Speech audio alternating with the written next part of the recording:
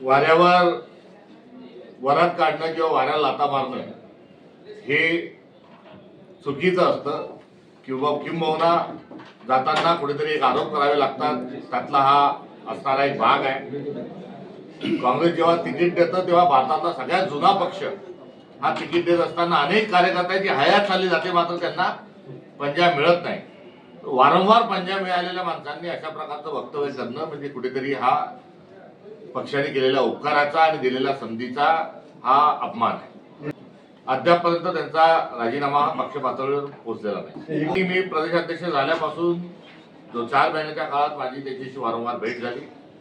त्यानंतर मी शेजारच्या जिल्ह्यातील आहे, त्याच्याशी असणारे संबंधही जुने आहेत. या सगळ्या पार्श्वभूमीवर बोलत असताना त्यांनी कधीही कुठेही पक्षाच्या घटनेबद्दल, पक्षाच्या नेत्याबद्दल किंवा झालेल्या प्रसंगाच्या अनुषंगानं कुठेही नाराजी व्यक्त केलेली नव्हती.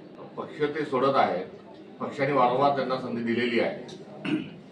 ते जाण्याच्या अनुषंगानं त्यांनी काही अडीअडचणी असतील तर त्या सोडवण्याच्या अनुषंगानं दस्तूरखुद्द खासदार महोदयांनी त्यांची जाऊन भेट घेतलेली होती. तिथं पण त्यांनी त्यांचा निर्णय घेत असल्याचे समजते.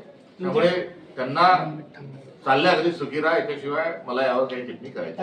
हा काही पक्ष अंतर्गत पक्षाच्या अनुषंगानं कुठेही आरोप करून जात असताना त्यांना जाण्याकरता, दुसऱ्या पक्षात जाण्याकरता त्यांचा निर्णय, त्यांनी तो निर्णय त्यांच्या स्वखुशीने घ्यावा. यामध्ये पक्षाला पार्टी करण्याचं कुठलंही कारण नाही, नाक ओढण्याची आवश्यकता नाही. काँग्रेस ही मजबूत या देशातला सर्वात जुना पक्ष आहे आणि ज्या काही विरोधी पक्ष म्हणून जी भूमिका आहे ती काँग्रेस पक्ष आज या ठिकाणी करत आहे. नेते हे जरूर मागच्या काही दिवसांपासून महाराष्ट्रातील अनेक नेते जात आहेत. कोणी ईडीच्या भीतीमुळे जात आहेत, अजून कोणी काही दुसऱ्या भीतीमुळे जात आहे किंवा लालचेतून जात आहेत. तेव्हा भय आणि लालच हा एकंदरीत असणारा भाजपचा खेळ आहे आणि भारतीय जनता पक्षाला दुसऱ्या पक्षाचे नेते त्यांच्या पक्षात घेताना लाज वाटली पाहिजे आणि ही त्यांनी आता लाजही त्यांची जी आहे ती गुंडाळून ठेवली आहे. विधान भवनाचा त्यांनी विधानसभेला क्लब केलाय. तो विधानसभेचा परिसर हा WWFची आता आखाडा केलाय आणि महाराष्ट्रभर त्यांनी आता कुठेही तत्व किंवा प्रणाली बाजूला ठेवून सरसकट काँग्रेसला फोडा अशा स्वरूपाची जी भूमिका घेतलेली आहे ही त्यांचा पक्ष पोकळ आहे. त्यांना नरेंद्र मोदींचा फार ठिकठिकाणी ते गौगाव करत असतात, मात्र त्यांच्याजवळ कोणताही करिश्मा राहिलेला नाही.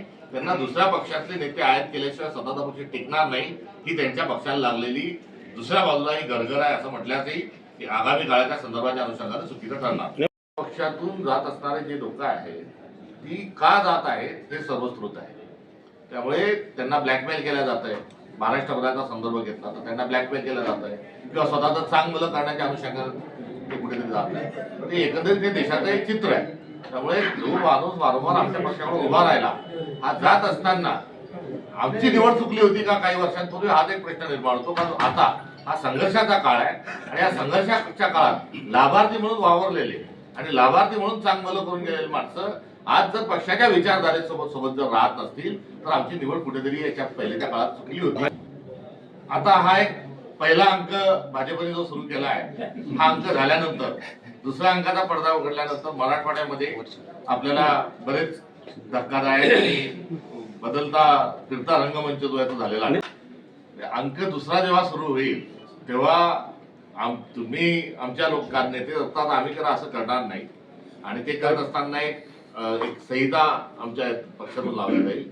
आणि आपण इथे बघत असाल की काँग्रेस पक्षाच्या आता संपर्क जालन्याच्या आमच्या खासदार महोदयाच्या कार्यालयात आमचं वातावरण काय, हा जो उत्साह आहे या ठिकाणी कार्यकर्त्यांची जी रेलचेल आहे ही सर्व काही येणारा काळ कसा राहील याची ते सुतोवाचे त्यांच्या उपस्थितीतून होत आहे. कार्यकर्त्याला मोठं करणं आणि त्याकरता प्रशिक्षण, स्थानिक स्वराज्य संस्थांकडे बघणं या गोष्टी आम्ही करणार आहोत. त्यामुळे आयात या गोष्टीवर आणि निर्यात या गोष्टीवर दोन्हीवर आमचा विश्वास नाही. त्यामुळे पक्षातल्याच कार्यकर्त्यांना आगामी काळात संधी देण्याचं पक्षाचं धोरण. एकदा हे ऑपरेशन जे लोटस आहे किंवा ऑपरेशन फोकस आहे किंवा 50 कोटी एकदम ओके जे आहे या सगळ्यांच्या मागे भ्रष्टाचार आहे आणि जात असणारा माणूस जो आहे तो स्वतःचे काही अडचणी ज्या आहेत त्या सोडवण्याकरता जात आहे. हे सर्वसाधारण सत्य हे समाजापुढे आपल्या सगळ्यांपुढे हे आलेलं आहे. जात असणारा माणूस का जातो याकरता पक्ष अध्यक्ष म्हणून मला जरूर त्याची जबाबदारी ने उत्तर त्याचं देणं माझा कर्तव्याचा भाग आहे. मात्र ते जाणारे का जात आहेत हे सर्वस्कृत आहे. काळ जो आहे हा काळ खाली राहत नसतो.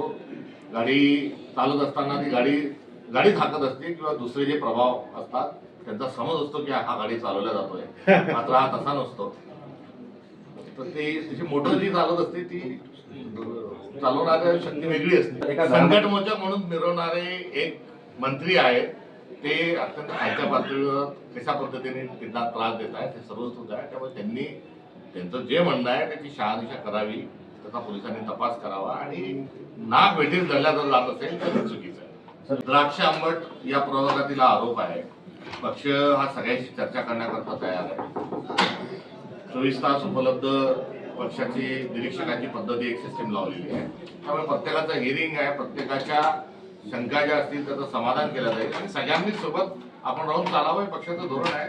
त्यामुळे हिअरिंग नाही, ऐकल्या जात नाही असं नाही. कारवाई करायला आम्ही तयार आहोत. नवीन इंटरव्ह्यूच्या माध्यमातून आता नवीन तालुका अध्यक्ष होत आहेत, नवीन पक्ष बांधणीची प्रक्रिया सुरू झाली, लवकरच नवीन कार्यकारिणी पण जाहीर होणार आहे. त्यामुळे पक्ष बांधणीची कारवाई जी आहे ती सुरू आहे. ज्यांना थांबायचंच नाही तर ते खोटे नाटे आरोप करून पक्षातून जात आहे. त्यामुळे त्यांना खूप गांभीर्याने घेण्याची आवश्यकता नाही.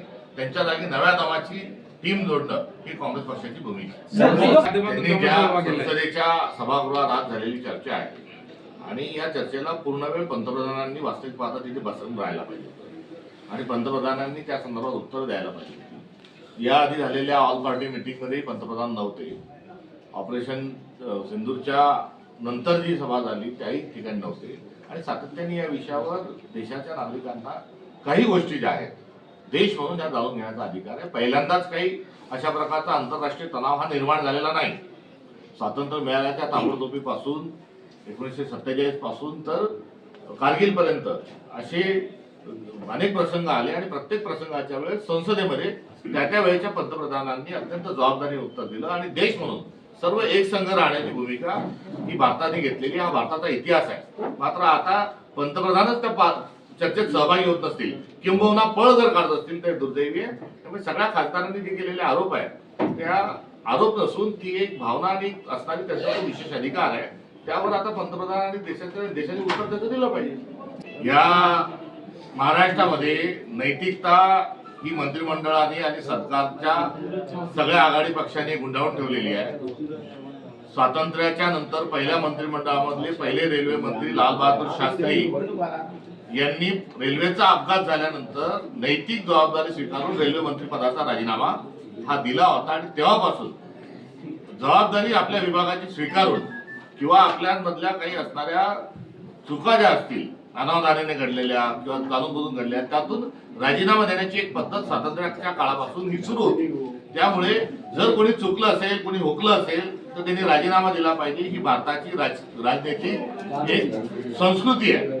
आता या संस्कृतीला या सरकारमध्ये हे गुंडाळून ठेवलेलं आहे.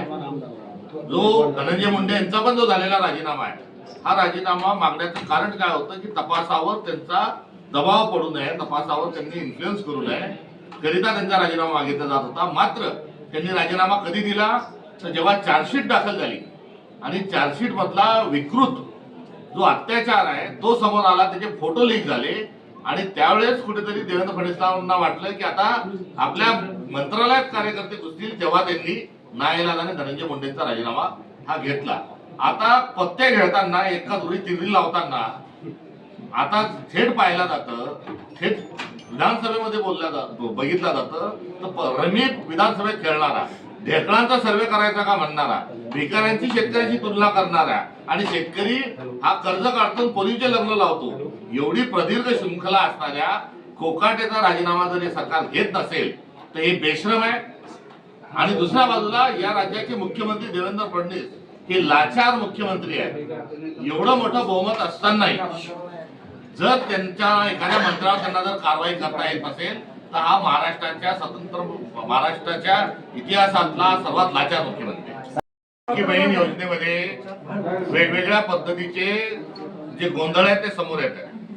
पहिल्यांदा या लाडक्या बहीण योजनेला फिल्टर लावलं, त्याच्यामध्ये लाखो अर्ज बाद ठरवले.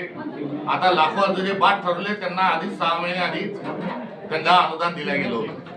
जो बोगस आकडा कसा आला, तो सँक्शन कोणी केला, हा सरकारच्या पैशाचा अपव्यय कसा झाला, याचा जो लेखाजोखा आहे हा कुठेही मांडला गेला नाही, याची रिकव्हरी कुठेही झाली नाही. तो एक गोंधळ आधीच झालेला आहे. तर एवढंच नाही तर नुकताच लाडक्या बहिणीमध्ये काही पुरुषांनी देखील लाभ घेतल्याची प्रकरणं हे अनेक समोर आलेली आहेत. तर कुठे नोकरीवर असणारे लोक याच्यामध्ये लाभ घेतात आहे, असे अनेक प्रकरणं समोर आलेली आहे. त्यामुळे लाडकी बहीण योजना या योजनेमध्ये मोठं स्कॅन्डल असण्याची आणि मोठा घोटाळा असण्याची शक्यता नाकारता येत नाही. त्यामुळे याचा वस्तुनिष्ठ चौकशी ही झालीच पाहिजे. महाराष्ट्रामध्ये सभ्य सुसंस्कृत राजकारणाची एक सुरुवात ही संयुक्त महाराष्ट्र जाहीर झाल्यापासून किंबहुना त्याच्या आधीपासून ही सुरू होती. मतांची भिन्नता असली तरी मनांची भिन्नता असू नये. विरोधी असला तरी राजकीय विरोध हा वैचारिक पातळीवरचा असावा, व्यक्तिगत पातळीचा तो विरोध नसावा. अशा प्रकारची महाराष्ट्राची संस्कृती आहे. किंबहुना भारतामध्येही नेहरूंच्या काळामध्ये तशाच प्रकारची संस्कृती जोपासल्या जात होती. अटल बिहारी वाजपेयी आजारी असताना राजीव गांधींनी देखील त्यांची व्यक्तिगत काळजी घेऊन असताना आरोग्याची चौकशी करण्याचे उदाहरण आपल्या देशामध्ये आहे. मात्र अलीकडच्या काळात शेलक्या भाषेचा वापर करणे, अत्यंत खालच्या पातळीवर टीका टिप्पणी करणे, यामुळे एक सभ्य सुसंस्कृत समाजाचं स्वप्न जे आहे हे कुठेतरी भंगतंय का, अशा प्रकारचे चित्र आहे. आणि या चित्रावर जर वाढदिवसासारख्या एखाद्या औचित्यावर जर शुभेच्छा विरोधी पक्षाकडून जर दिल्या जात असतील तर ती सभ्यता पुन्हा वापस आणण्याचा प्रयत्न आहे असं मला वाटतं. यामध्ये हिंदी आणि मराठी अशा प्रकारचा कुठलाही वाद नाही. भारतीय जनता पक्ष दर विषयाला भारत पाकिस्तान हिंदू मुस्लिम करण्यामध्ये पटाई नसतं. हाही वाद जो आहे तो हिंदी मराठीत ते करतायत. हा हिंदी विरोधाचा विषय नाही, हा मराठी संवर्धनाचा विषय आहे. आणि राहिला हिंदीचा विषय, तर संविधानाची अनुसूची 8 यामध्ये 22 भाषा आहेत. या 22 भाषा सर्व सारख्या आहेत. काँग्रेसची भूमिका ही मराठीच्या बाजूनी आहे. आणि मराठी नुसती भाषा नाही तर एक सभ्यता आहे, मराठी संस्कृती आहे. आणि कुठल्याही परिस्थितीमध्ये तिसऱ्या भाषेची सक्ती ही काँग्रेस खपून घेणार नाही, ही काँग्रेसची भूमिका आहे. आणि याच भूमिकेला 16 एप्रिलला GR आल्यापासून त्याच्या दुसऱ्या दिवशी 17 तारखेपासून आमचा काँग्रेसचा त्या सक्तीच्या अनुषंगाने विरोध आहे. तर मराठी संवर्धनाच्या अनुषंगाने आम्ही पुढाकार घेतलेला आहे.